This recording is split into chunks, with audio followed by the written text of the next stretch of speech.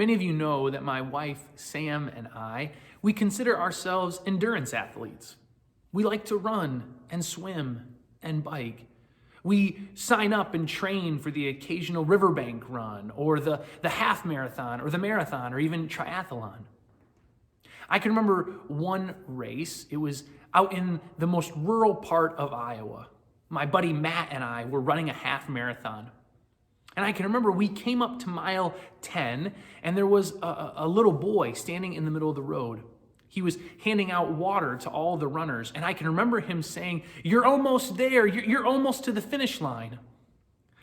And though it was well intended, I remember thinking, "Buddy, that's nice, but we're nowhere near the finish line. We have 3 more miles to go." And the same rings true for us as a church. Just because we're ending a calendar year doesn't mean we've crossed the finish line.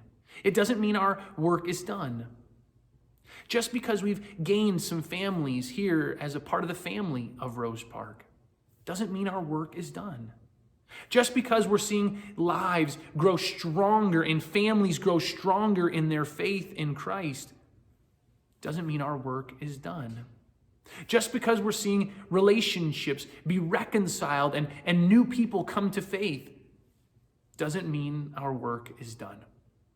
And so as we begin another calendar year, would you join us in committing again to continuing to run the race with endurance, to run the race that God has set out for us until we're all called on home to glory and we cross the heavenly finish line. Grace and peace, and we hope to see you soon.